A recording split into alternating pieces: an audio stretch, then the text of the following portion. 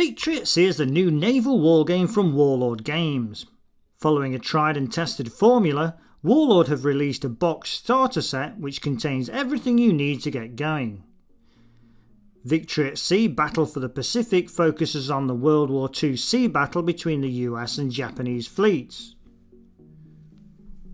It seems likely that other starter sets will be released for other theatres. Let's lift the robust lid and see what we have inside. Lots of bubble wrap to begin with. This wrapping contains 15 resin ships in total. Pulling out the first pack at random, we have both the American and Japanese destroyers. You will note that the resin ships come cast to their bases with separate guns and masts, etc. These latter pieces are made from Warlord resin. That's the flexible plasticky stuff regularly used by Warlord these days. Taking a closer look at one of the ships, we can see there is some fine detail on this 1/1800 scale Fletcher class destroyer, including a wake around the vessel.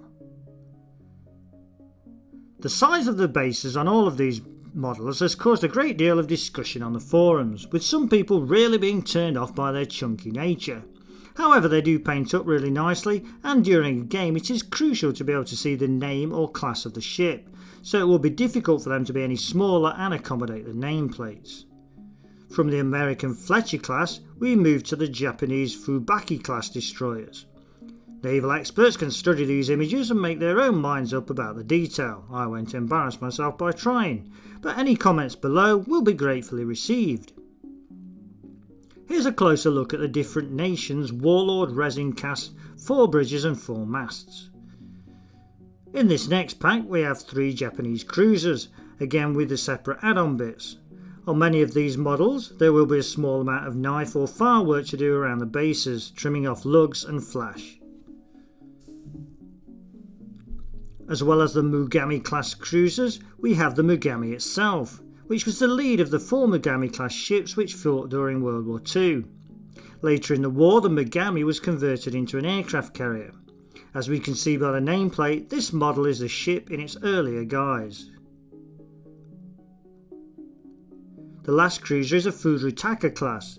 These were the first heavy cruisers of the Imperial Japanese Navy.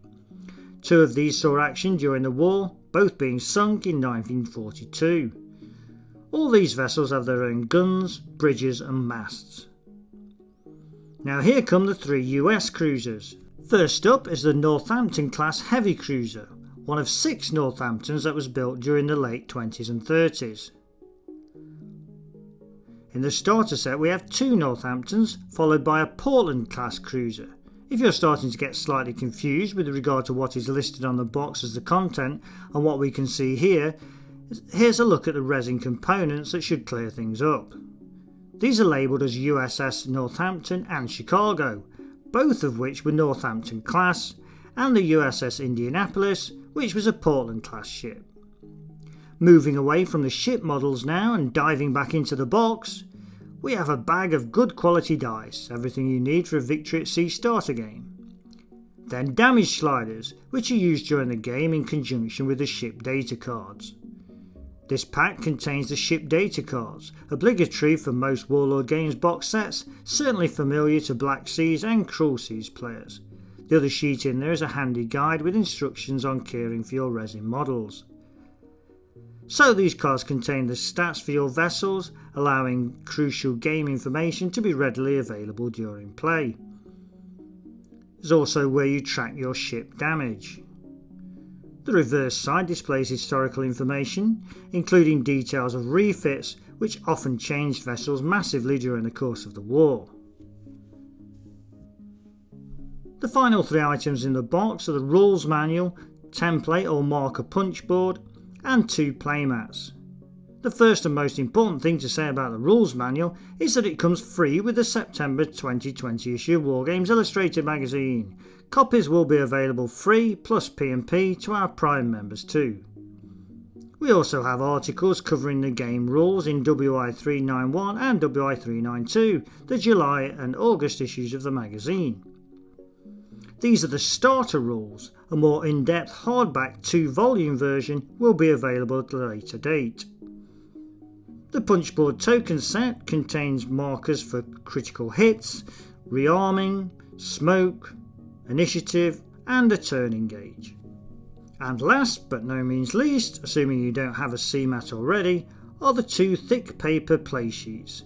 These are double-sided depending on your preference for dark or light shades of water. So back it all goes in the sturdy box, everything you need for your first games of victory at sea. This set retails at £50, so that's lots of goodies for your cash, all up to the usual high Warlord standard. This video has been brought to you by WI Prime, Wargames Illustrated Magazine's online members club. View more videos or find out more about WI Prime by following these links.